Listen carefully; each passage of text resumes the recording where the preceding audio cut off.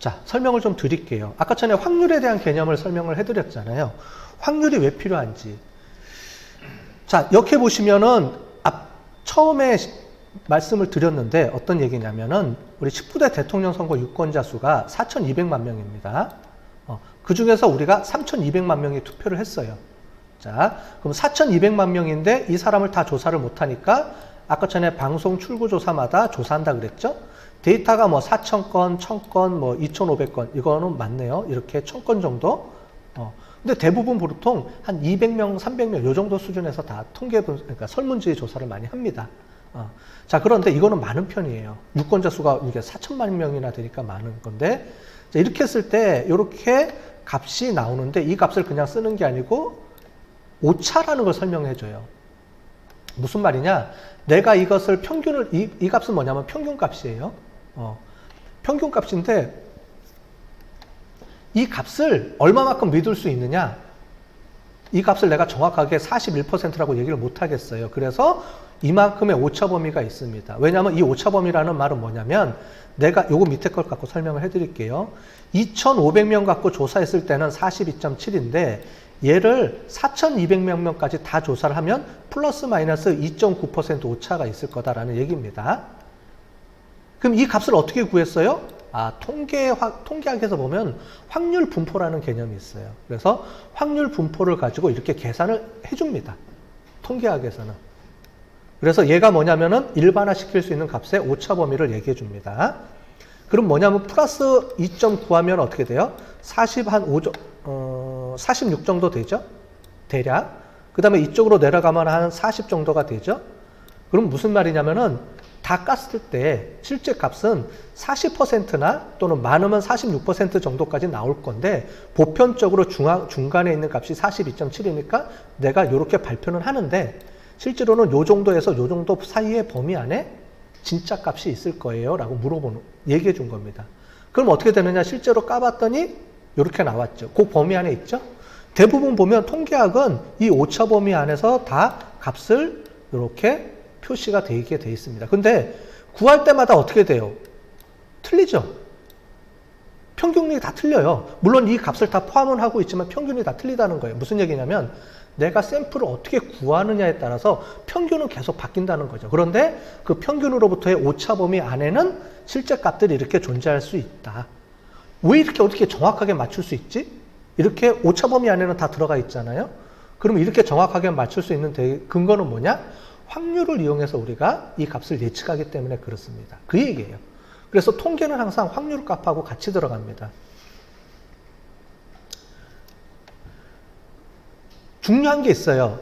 통계학에 있어서 가장 중요한 건 뭐냐면 우리가 구한 이 값이 중요한 게 아니라는 겁니다.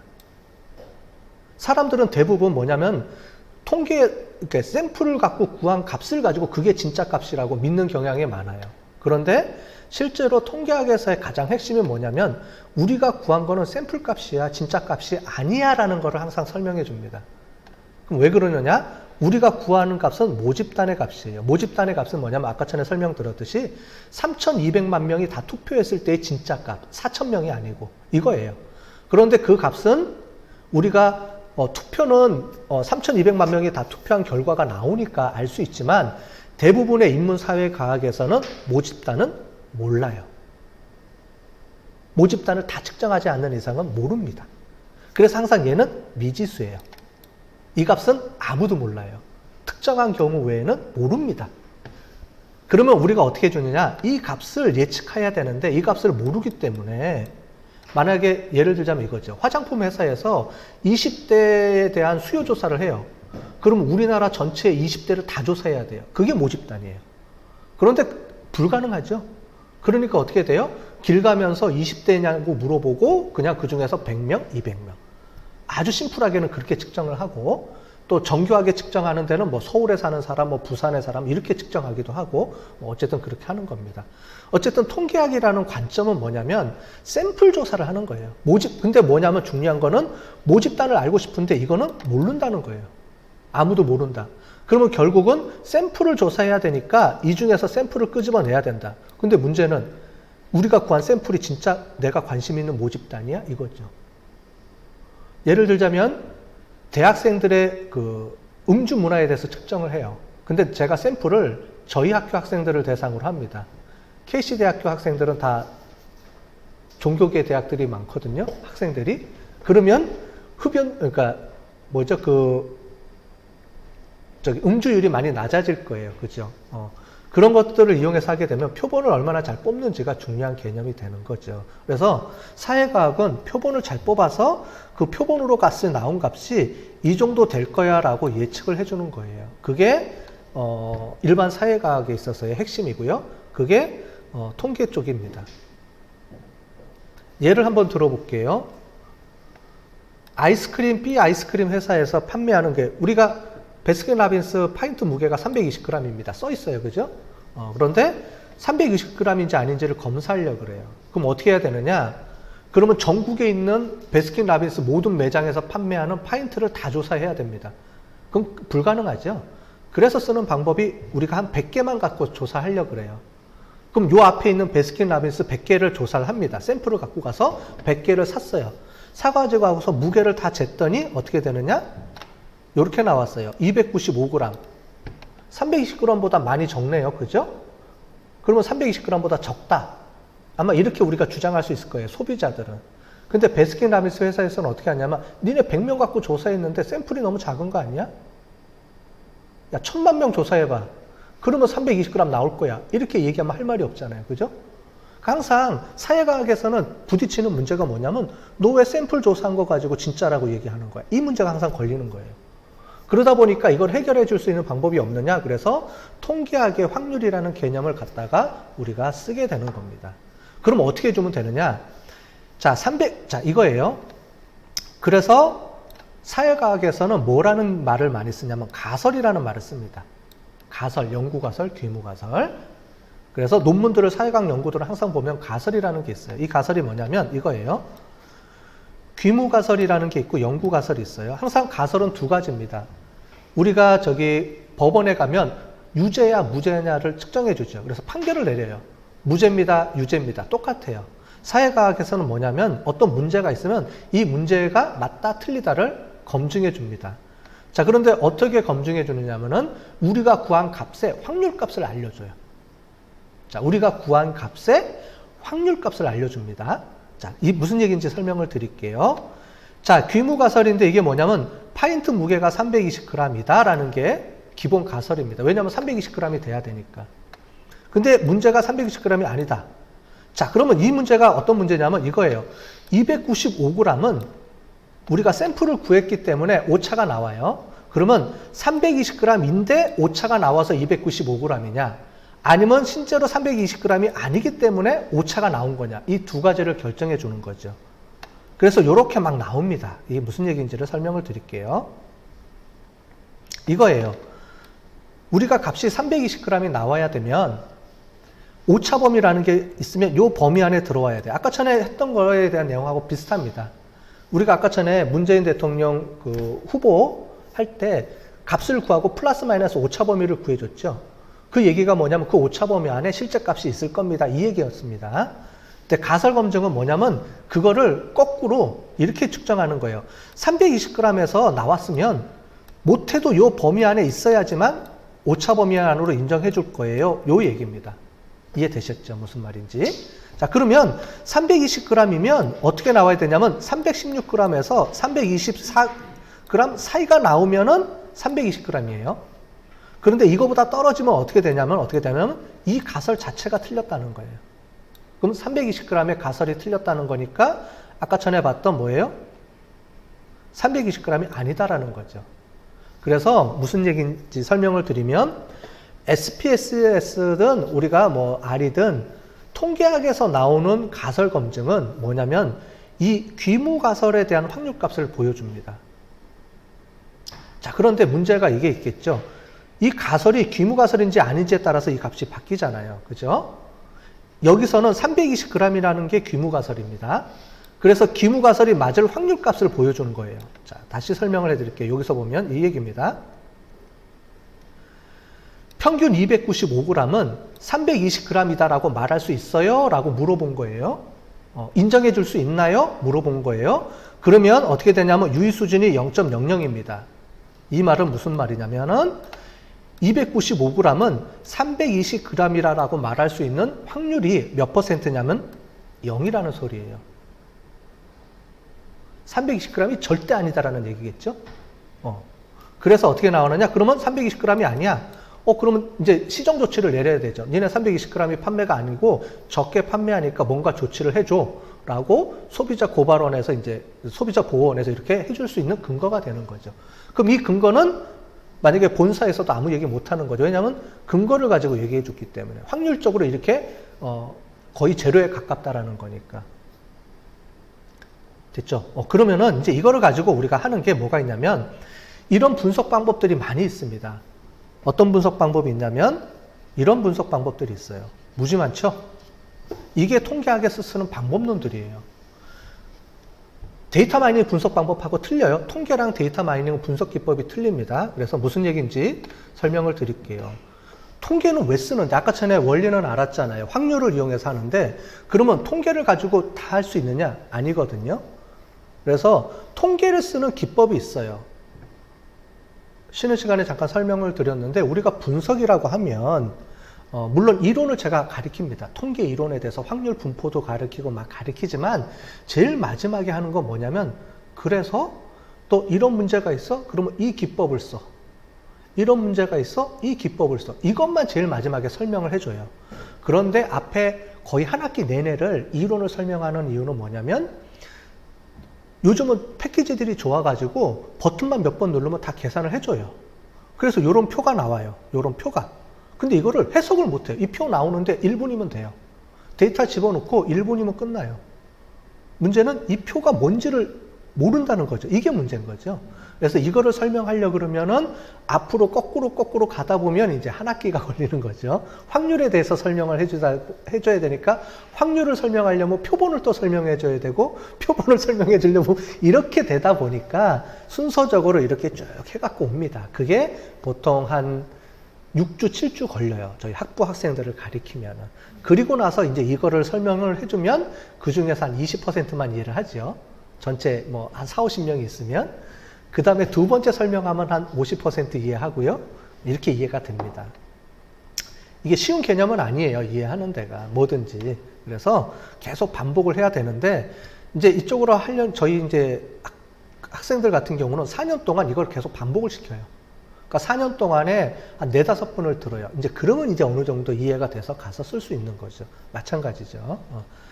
통계 분석을 하는 목적은 크게 두 가지가 있습니다. 더 많은데 우리가 나눠보면 두 가지 정도로 나눌 수가 있어요. 왜 쓰느냐? 우리가 어떤 연구를 할 때 보면 이런 게 있어요. A라는 값하고 B라는 값이 차이가 있어요, 없어요? 이거 보고 싶은 게 있어요. 말하자면 저 같은 경우에 이제 수업을 하다 보면은 남자 학생들의 점수와 여자 학생들의 점수가 같을까 틀릴까? 이렇게 비교 분석하고 싶은 게 있겠죠. 아까 전에는 그룹이 하나예요. 그래서 통계학은 이제 그룹을 가지고 얘기하는데 특정하게 어떤 값이냐 아니냐 말하는 이런 거죠. 허니칩이 400g인지 아닌지 검증하고 싶어요. 그러면 허니칩이라는 하나의 단위잖아요. 이거를 가지고 분석할 때 쓰는 방법과 그 다음에 A그룹, B그룹, 남자와 여자를 구분할 때 쓰는 방법 또는 이런 게 있겠죠. 나는 1학년, 2학년, 3학년, 4학년에 따른 그 점수를 비교해 보고 싶어요. 그럴 때 쓰는 방법이 있어요. 어쨌든 뭐냐면 어떤 우리가 그룹을 나눠가지고 그룹의 평균을 가지고 우리가 비교 분석할 때 쓰는 게 t-테스트라는 방법하고 아노바라는 방법이 있다는 겁니다. 그래서 통계학에서는 어떤 차이 검증을 할 때 쓰는 기법이에요. 그러니까 여러분들이 어떤 실험을 했어요. 그러면 실험을 했는데 A 실험의 결과와 B 실험의 결과가 차이가 있는지를 보고 싶다. 이제 여기서는 이제 실험의 결과가 단독일 때로 그러니까 좀 틀리겠지만 사회과학에서는 어떻게 하냐면은 그룹을 나눠요. A그룹 10명, A그룹 50명, B그룹 50명. 보통 우리가 다이어트 연구를 하잖아요. 그러면 다이어트를 연구를 하면 A그룹에 한 50명, B그룹에 50명 해갖고 다이어트의 차이 검증을 해요. 몸무게 차이. 그러면 몸무게가 그 A그룹과 B그룹 간에 1g 정도, 그러니까 1kg 정도 차이가 나면 차이가 나는 거예요? 2kg가 차이가 나는 거예요? 애매하죠. 몇 킬로그램 정도 차이가 나야지 실제로 두 그룹 간의 차이가 나는지를 모르잖아요. 왜냐하면 아까 전에 나온 개념에 의해서 보면 표본을 가지고 했는데 50명 대 50명 측정한 거 가지고 진짜 남자 여자가 차이가 있다고 얘기할 수 있겠어? 이거예요. 그러면은 그걸 가지고 확률 분포를 이용해서 A라는 그룹 50명에 갖고 50명이 구한 값하고 그 다음에 남자 50명, 여자 50명의 구한 값을 가지고 진짜 차이가 있는지 없는지를 확률값이라는 개념을 이용해서 차이가 있다 없다를 내가 결정해 주겠다. 이게 통계학의 핵심입니다. 그래서 확률이라는 걸 쓰는 거거든요. 왜냐하면 어떤 사람은 1kg 정도는 나야 되지 않아? 내 몸무게가 1kg 빠져야지 빠지는 거지. 어떤 사람은 2kg가 빠져야지. 사람마다 다 기준이 틀리잖아요. 그러다 보니까 확률적으로, 통계에서 얘기하는 확률적으로, 그럼 기준을 정해줄게. 야, 몇 킬로그램 빠져야 진짜 빠지는 거야. 내가 정해줄게. 이게 통계의 확률의 개념입니다.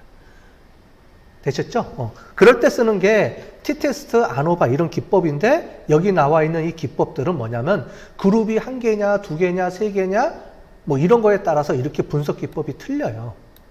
그래서 저희가 통계학을 가르칠 때는 이 분석 기법이 목적이 있거든요. 다. 그룹이 하나일 때, 그룹이 2개일 때, 그룹이 시간에 따라서 반복 측정될 때. 말하자면 무슨 얘기냐면 몸무게 전과 후, 내 몸무게가 전과 후에 얼마만큼 빠졌는지 이거 갖고 연구하는 방법. 다양한 연구 주제들이 있거든요. 그런 주제에 따라서 통계 분석들은 이렇게 합니다. 많죠? 이거는 일부분이에요. 이거보다 더 많아요. 분석 기법이. 그런데 그 중에서 보통 한 7개 정도를 기본적으로 배워서 보냅니다. 내보냅니다. 저희 학교에서는 기본적으로. 근데 이거는 순수하게 그룹 간의 차이 분석을 하는 거예요. 그래서 어떤 실험이 있거나 무슨 실험이 있을 때 또는 A라는 제품과 B라는 제품의 차이가 있다 없다 뭐 이런 걸 분석할 때 어쨌든 뭔가의 차이를 분석할 때 쓰는 통계 분석 기법들이니까 어떤 문제 목적이 차이 검정이다. 그럼 저 7개 중에 하나를 선택해서 하시면 돼요. 두 번째, 그게 아니고 내가 연구를 봤더니 이런 게 있어요. 아까 전에 교수님이 이제 관심이 많으신 게 이거죠. A하고 B하고 그러면 차이가 아니고 A하고 B하고 얼마만큼 관계가 있어? 차이가 아니고 A라는 거하고 B라는 거가 얼마만큼 관계가 있어? 라고 보고 싶은 게 있죠. 그걸 우리가 관계 검증이라고 합니다. Relationship Analysis라고 하죠. 얘는 목적이 뭐냐면 A라는 변수와 B라는 변수의 차이, 그 관계를 보고 싶어요. 이런 거죠. 몸무게가 있고 키가 있어요. 그럼 몸무게하고 키하고는 어떤 관계가 있지 서로? 몸무게 키하고의 차이가 아니에요. 몸무게하고 키하고의 관계를 보고 싶은 거예요. 목적이. 그러니까 내가 분석하고 싶은 목적이 차이를 보고 싶으냐, 관계를 보고 싶으냐에 따라서 차이를 보고 싶으면 차이 검정 기법들을 쓰는 거고 그게 아니고 어떤 서로 간의 관계가 보고 싶으면 얘를 쓰는 겁니다. 가장 대표적인 게 이름을 많이 들어본 회귀 분석 있죠. 회귀 분석은 목적이 독립변수, 종속변수 이렇게 나눠서 아까 전에 우리가 처음에 봤던 그 표 있었죠? 그 표가 A라는 변수하고 B라는 변수가 화살표를 거놨죠? 얼마만큼 관계가 있어? 얼마만큼 밀접해? 이거를 보고 싶은 거죠. 관계가 있다, 없다를 보는 게 바로 이 방법입니다. 통계에서는 한 요 2가지 정도를 기법으로 많이 써요. 그런데 우리가 분석하고 싶은 거는 이 2가지 기법 말고 다른 기법으로 또 분석해 보고 싶은 게 있어요. 무슨 말이냐면은 이게 있습니다. 어떤 사람이 돈을 빌리러 왔어요. 이 사람한테 돈을 빌려줘야 돼요, 말아요? 그러면 우리가 보통 은행에 가면 이겁니다. 그러면 연봉이 어떻게 되죠? 회사 다녀요, 안 다녀요? 뭐가 어떻게 되죠? 물어보죠? 쭉 물어보고 값을 입력하면 그럼 당신은 대출을 못 받습니다. 대출을 받습니다. 이렇게 해줘요. 이 2가지가 아니에요. 다른 목적이에요. 이제는 목적이 바뀌죠? 그럴 경우에는 어떻게 하느냐? 다른 목적으로 우리가 쓰게 됩니다. 그럴 때 쓰는 게 분류라는 목적으로 써요. 그때 분류라는 목적으로 쓰는 방법이 데이터 마이닝 기법 중에 있습니다. 자, 이해되셨죠? 그래서 목적에 따라서 어떤 분석 기법을 쓰는지를 이렇게 결정을 해줘야 되는 건데 통계학은 이렇게 차이 검정과 관계 검정을 위해서 쓰는 기법인데 이 분석 기법 중에 데이터가 한정이 돼서 샘플 가지고 구하게 되면 통계학적인 의미에서 회귀 분석을 쓰고요. 그게 아니고 데이터가 많아지면 데이터 마이닝 기법에도 회귀 분석이 들어가 있어요. 그러니까 기법은 똑같은 거예요. 회귀 분석인데 데이터 양이 많으면 확률적으로 우리가 예측을 해서 쓰게 되고요. 데이터가 많으면은 확률적인 기법보다는 정확도라는 개념으로 쓰게 되고 그렇게 해서 이해를 하시면 될 것 같습니다. 그래서 우리가 처음에 보여줬던 게 통계는 방법론이라고 설명했고 아까 전에 처음 그림 있었죠. 이 세 가지를 구분할 때 방법론 쪽으로는 전부 다 수학에서 나온 개념을 갖고 다 쓰는 거예요. 근데 그거를 어떻게 응용하고 표본이 개수가 몇 개냐 이런 거에 따라서 우리가 통계라는 기법을 쓰기도 하고 이런 기법을 쓰기도 하고 뒤에 보시면 설명을 또 하겠지만은 회귀 분석 중에서 로지스틱 회귀 분석이라는 게 있어요. 이게 수학에서 나온 개념입니다. 수학적 알고리즘에 의해서 나온 개념인데요. 이거를 인공지능에서 씁니다. 그게 퍼셉트론 유리, 퍼셉트론에서 써요. 이거를. 이 개념을 가지고요. 인공지능의 퍼셉트론에서 쓴다니까요. 그럼 그게 기계학습이라고 불러요. 그리고 얘를 데이터 마이닝에서 써요. 또. 그럼 걔를 로지스틱 회귀 분석이라고 또 써요. 그러니까 로지스틱 회귀 분석은 통계적으로 이미 구한 옛날에 수학자에 의해서 나온 알고리즘인데 얘를 어떻게 쓰느냐? 기계학습에서도 응용해서 쓰고 데이터 마이닝에서 응용해서 쓰고 통계에서도 또 응용해서 쓰고 같은 기법인데 근데 그게 데이터가 어떻게 되느냐에 따라 조금씩 목적이나 해석하는 게 조금 틀리게 쓰는 거죠. 통계학에서 쓰면 어떻게 쓰느냐? 확률이라는 개념으로 쓰고요.